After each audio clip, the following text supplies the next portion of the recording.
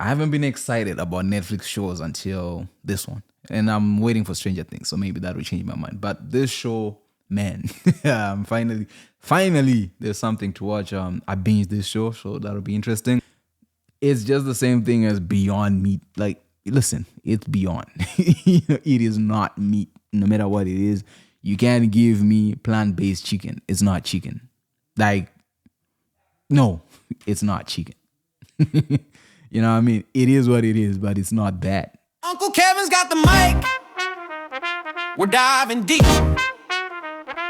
Business, film, and culture. Secrets to keep.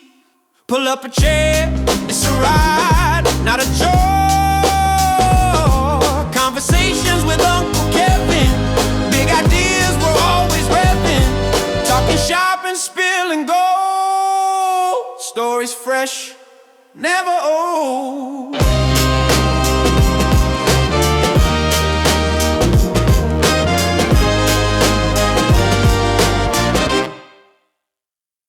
What up, guys? Welcome back to the podcast. In today's podcast, we'll be talking about a new show I just watched on Netflix called Bad Influencer, straight out of South Africa.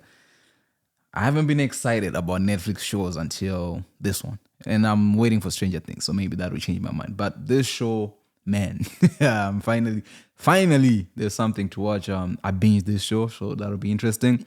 We're going to take a look at Sydney Sweeney's Christy, what's happening there. And finally, in the end, we'll touch on some entertainment news as usual. And yeah, let's get into the conversation. Let me know in the comment section if there's a story that's bubbling that you'd like us to talk about. First thing is first, I'm happy. I'm excited. So in a previous video that I made, I spoke about not enjoying films anymore, not enjoying my time watching movies, especially American movies. And I think part of that is age. And I think part of that was a lot of things. One of the reasons I gave was I could not relate to what I was watching. And I think someone commented that I should go further into that topic and what I was talking about. So when it comes to film or when it comes to movies, series, whatever, one of the reasons we engage with something is we can relate to the main character either through the theme of the film, that is what's happening. Is it about, losing a loved one? Is it about grief or something like that? One of the things that I struggle with American films, especially when it comes to black people, is always there's often an exaggeration about the people on the screen to where it's not believable, to where you're going, personally, I wouldn't do that. And I don't really know other black people who would do that. And then at some point, I thought to myself, maybe there's a difference between being African and black and being African American black. And then there's a difference between black in Canada and being black in America. And then there's a difference between being black in different states in America. So what you end up watching is probably a different segment of black people within a certain space that they live in. So that was my conclusion to where I was like, oh, fair enough.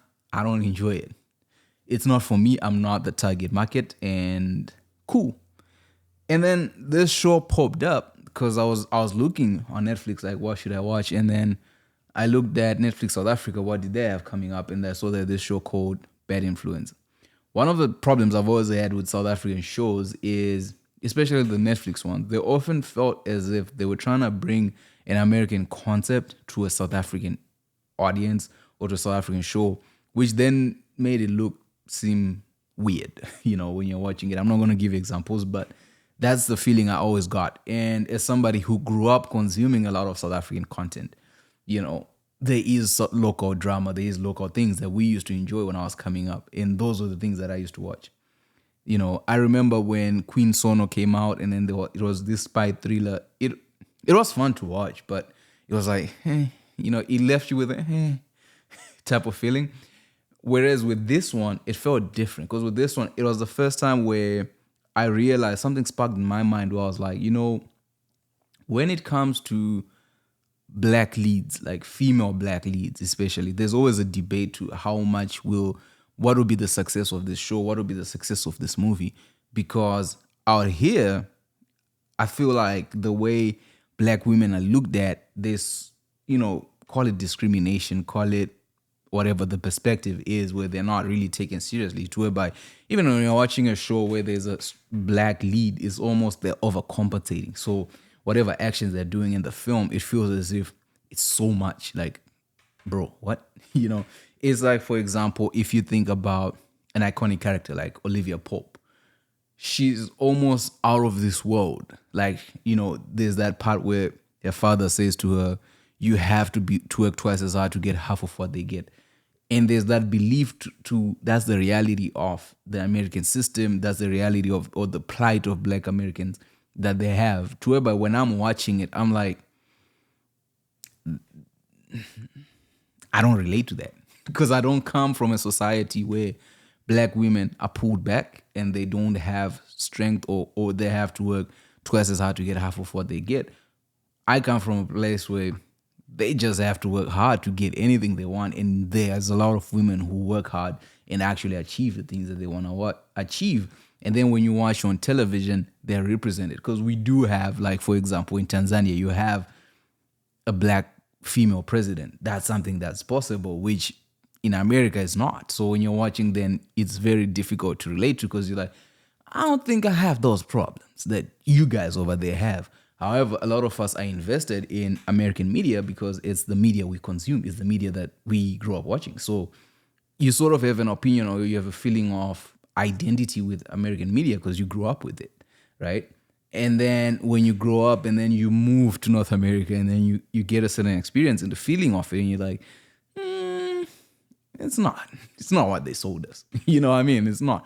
The TV is not real. So then when you start watching TV, the TV doesn't translate. And when you're watching the characters, you're like, they're doing too much for my liking. You know what I mean? Like, this character is just, oof, mamma mia.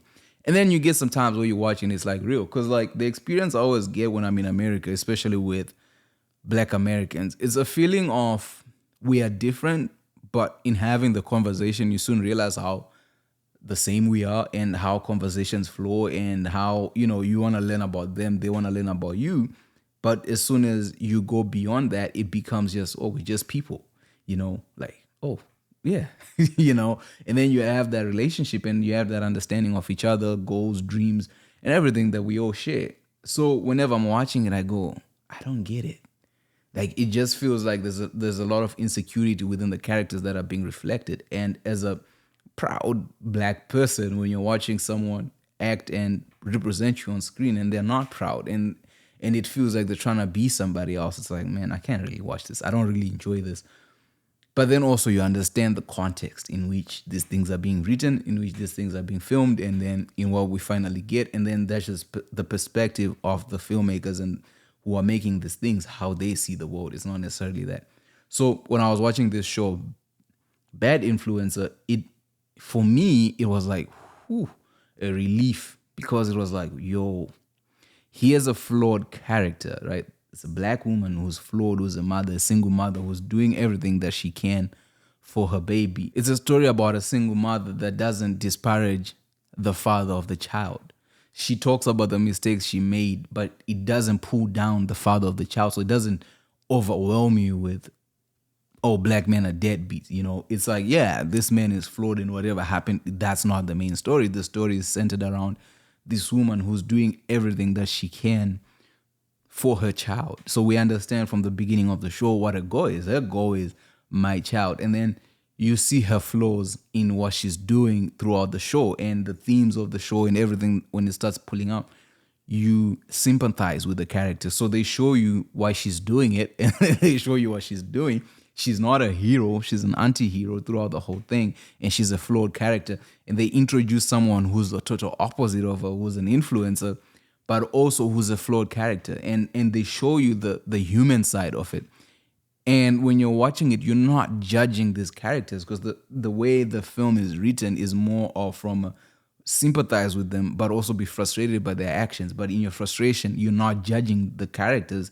You're sympathizing with them because you understand what they've gone through to get here, what has happened to get here, and how each decision the character is making has led to this. So I feel like when I was watching it, I was like, yo, this is I don't want to say perfect, because obviously there'll be some things to adjust and whatever, but it's a very great show. It's a great film, and that is that is done so well. The main character, BK, acted by Jo-anne Reyneke, and Sydney Mahlangu being this, I would say, I guess should be the support, but it feels as if it's, yeah, I think she's the support, because in as much as it feels like it's their story, the both of them, it's mostly BK's story.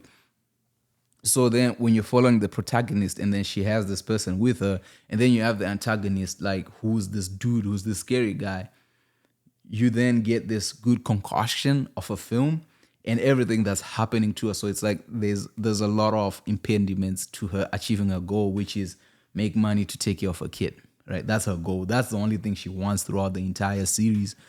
And the performance of Jo-anne, man, like,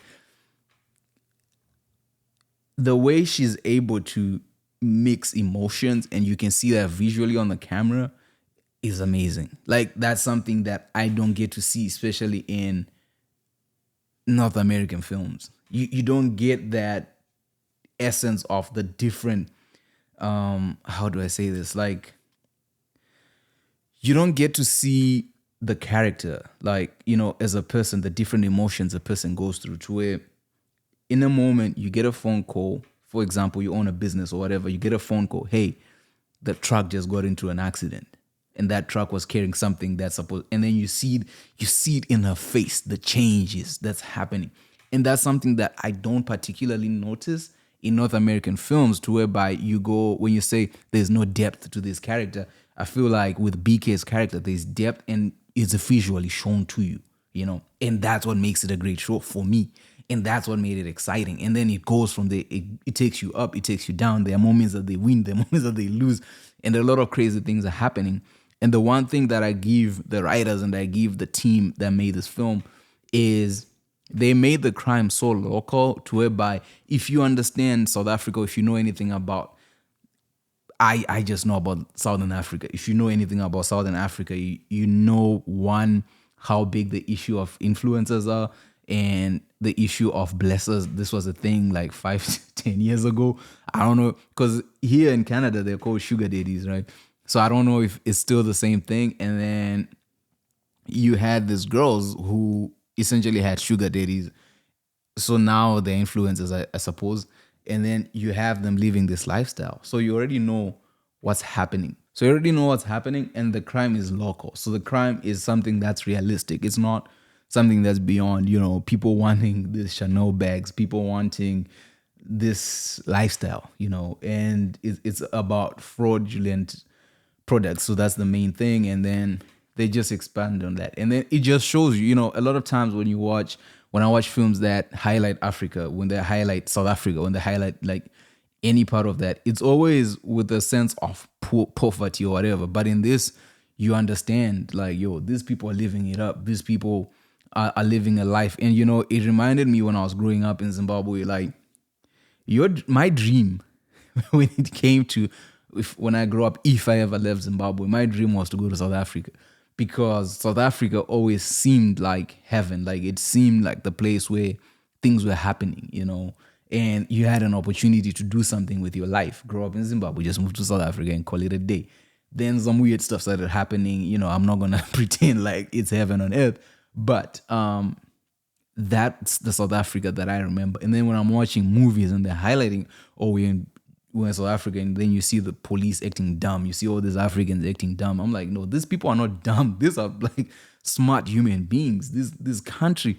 So when you think about South Africa in real, like when you're looking at what Jo-anne is doing, this is a woman who's constantly thinking, who's coming up with a plan, who's doing things, and you realize, hold up, wait a minute. This is the first time I'm watching a show and I'm not being made to feel dumb.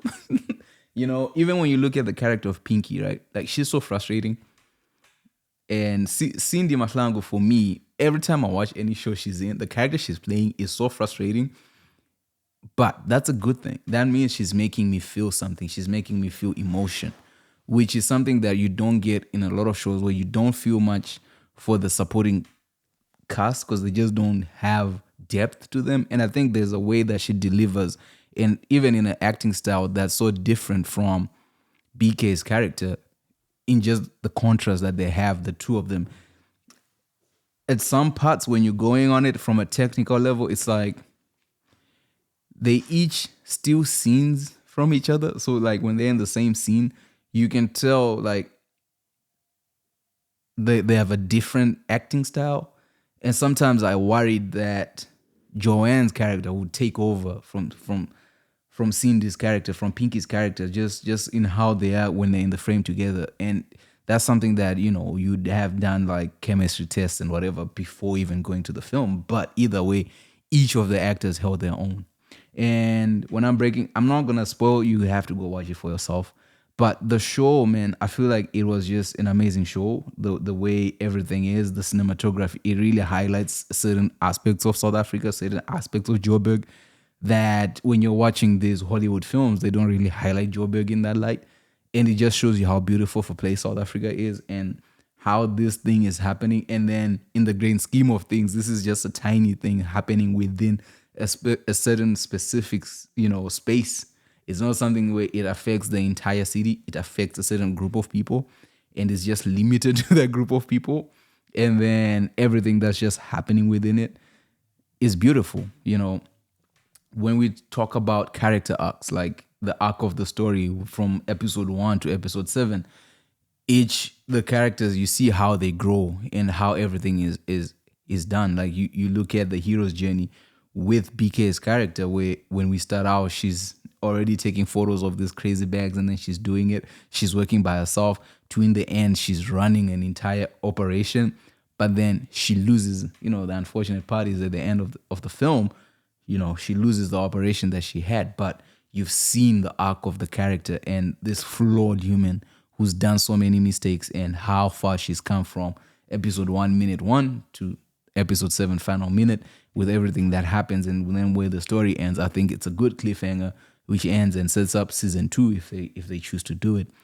But the main thing that I liked about the film, like I said, for me, every time I watch a black female lead show, I think this is one of the best things I've watched in the past few years. And I think this, for me, I feel like this is something that should translate internationally if people give it a chance and just watch it and understand what it means. And I think if the only reason it might not translate is just because of the biases that people, for example, in the West look at black people and they wouldn't see a black woman doing the moves that Jo-anne does or BK does in this film, because for us in Southern Africa, it's like, yo, yeah, yeah.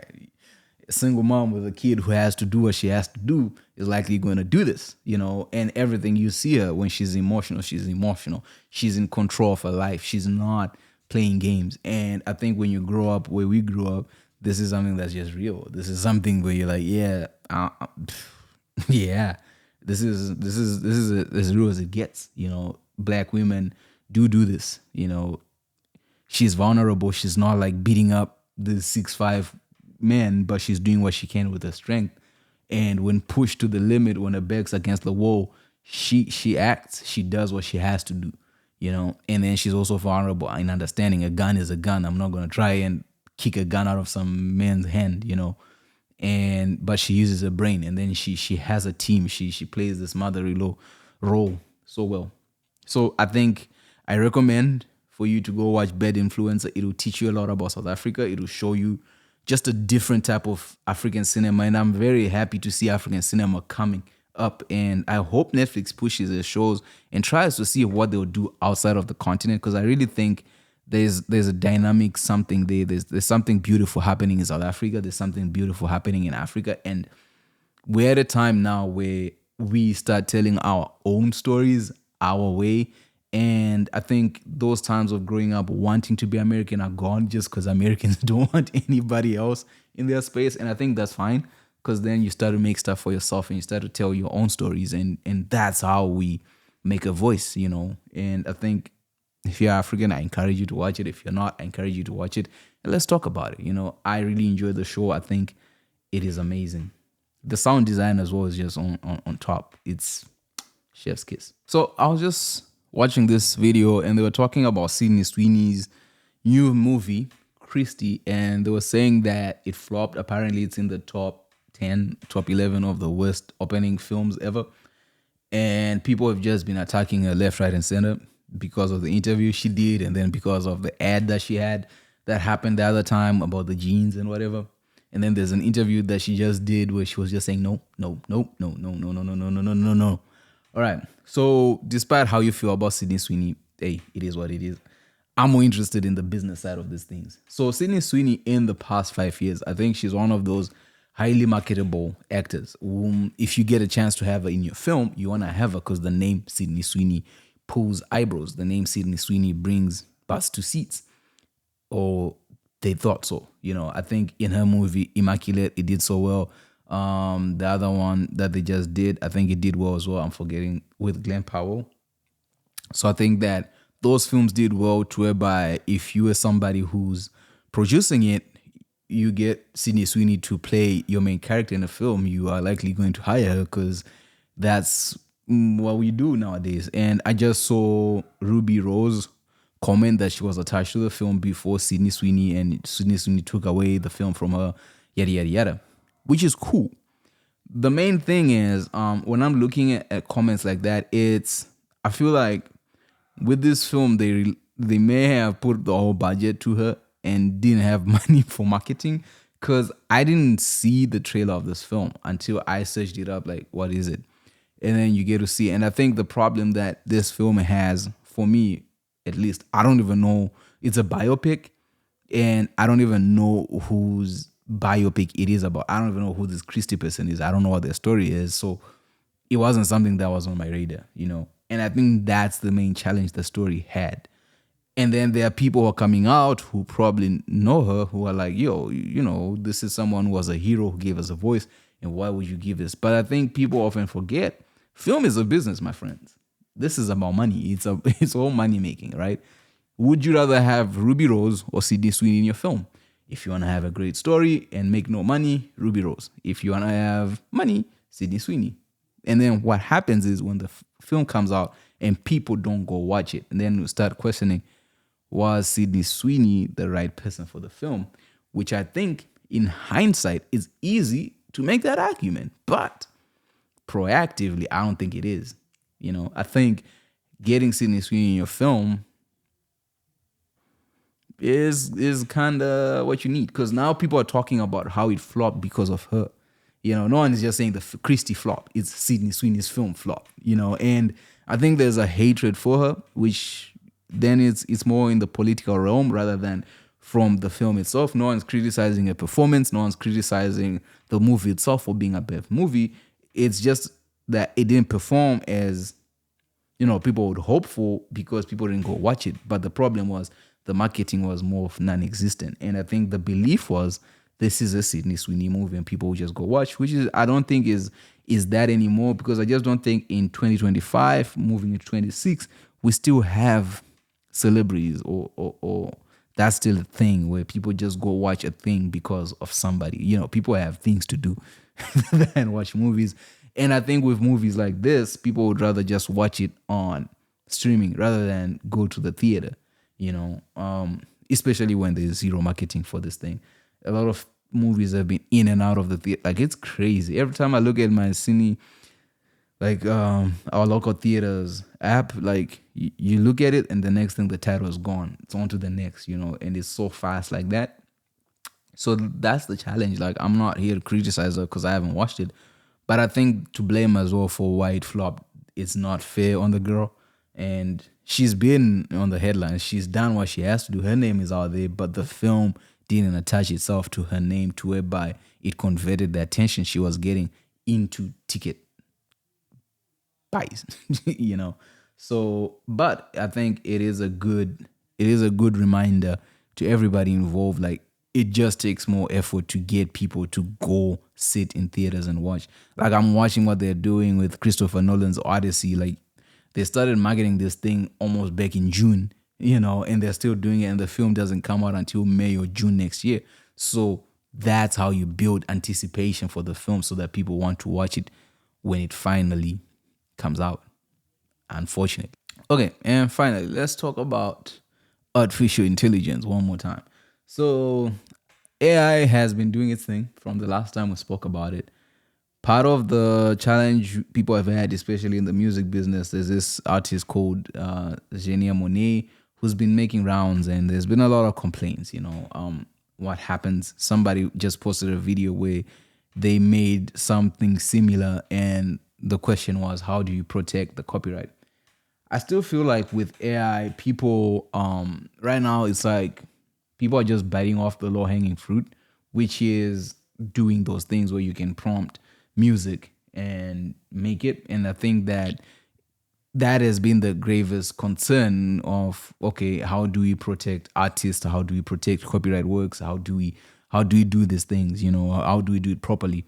And I think with any new technology, because it comes to disrupt the old things, there is resistance. And this tech billionaires already knew, but these guys have money, so they'll do what they have to do. My thoughts on this thing is, this technology is here to stay. These people have invested so much money, so it's not going to go away.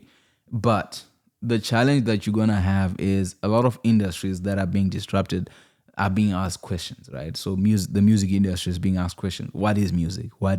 What's the product that people are buying? One thing people always used to say back in the day is, don't do it for the money. But at this point, it's like, yeah, the little money you're making is now threatened. So why are we doing this? And I think it's a time to start questioning what the product actually is. Is the product just something that sounds good and I can bounce my head to? Is the product the brand? Is it the artist? What does a consumer actually listen to, Because I think that is the main challenge. And I think people who are going to have a lot of challenges when it comes to AI is upcoming artists or new artists, right? Who have to compete with this thing where, you can prompt 20 albums within an hour on this thing. But the question is, what does the consumer listen to? I saw another headline where they were saying an AI song just topped the Billboard 100, and that scared people. And I think that then goes to show you, like, who is the audience? Who's listening to this music? What is it that they're listening to? What is it do they want from you as a provider? Because at the end of the day, you're providing a service. And I think that's where the restructuring of the industry comes in. And that's where the conversation needs to go, is what is the business of music production? What is the business of film? What this thing's going to look like? For these streaming platforms, is it going to get to a point whereby you have sections where you say real people, AI artists, but then how do you know who's who? So those are questions that, have to keep getting asked and then need answers to. How do we know? Like, how do I know what I'm listening? Because right now on YouTube, man, like, there's nothing more frustrating for me, like clicking on a video and then you see the guy's hand just going. And you're like, man, come on. So at a certain point, those things will need restructuring. Conversations need to keep going in terms of how do we differentiate? How do we protect? Because the problem with AI is, this thing, whilst generative, is data centered. So it's historical. It makes things based on history. It doesn't create things moving forward. So that's where the conversation needs to happen. So yeah, I think the conversation needs to happen, and it cannot happen in quiet spaces. It needs to be something that's done with the tech people and the creators themselves, to whereby we understand what it is we're trying to do. Because, the problem with AI is, it's not necessarily that it's going to replace people, it's stealing from people to create its own identity. And the question is, what is that? Like, for example, with what's happening with Morgan Freeman, where he says he's pissed off at people recreating his voice. And that is the problem where you have is, right now, instead of creating something new, it's just taking over something familiar. So now what it's doing is it's feeding off of someone. So that's the problem with AI at the very moment is, no, if you're so great, be your own thing. As people, as I'm speaking to you guys, I am myself. I am my own person. I cannot be like Joe Rogan, like when I'm sitting here. I have to be my own person. And this AI, it has to do that. But unfortunately, it cannot, because it needs people to learn from. And until these tech people are able to create something that does its own thing, that has its own voice, and then it has to sell that voice to the consumers, the issues are gonna be there, because if you're just stealing Morgan Freeman's voice, then it's like, what are we doing? But then also, that is a valid question. Like, what are we doing? How much worth is there in your thing if it doesn't really create something new? And then you might argue, oh, hey man, what's the difference between an iPhone and a Samsung? It's right there. It's physical. I can see it. I can touch it. Whereas your thing is just copy pasting, and it doesn't have to. Let it create its own thing. There's 1,000 things it can do, and that's the problem that you have right now with the debate of AI. We know it's not going anywhere. These people have put so much money for them to just shut it down. But at the end of the day, I think we need to look at it for what it is. It is a technology. It's something that unfortunately is a part of society right now.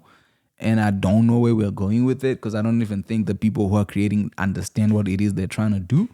But we also need to understand that it is artificial. It's not real intelligence. It's not. And I think that's something that as people we need to remember, that the only way these things become smarter than you is if you allow it.